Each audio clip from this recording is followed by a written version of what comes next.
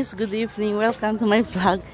Ngayon po, ngayong gabi na to, surprise namin si Lordy kasi dumating na yung surprise ni Papa niya na bike. Ayan na po. Yan po yung gift niya sa graduation day. Na-assemble na.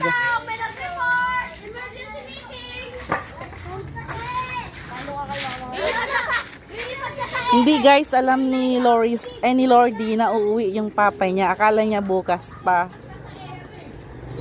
Pero hindi ko sinabi na iuwi niya yung bike. Magugulat siya mamaya kasi andito na yung ano ni papa niya, yung surprise na bike. Ayan guys, with helmet. Yung ano ni Lordy. O Lordy, magpakasipag ka. Yung wish granted mo, natupad na. Kahit mahal yan, nag-agree.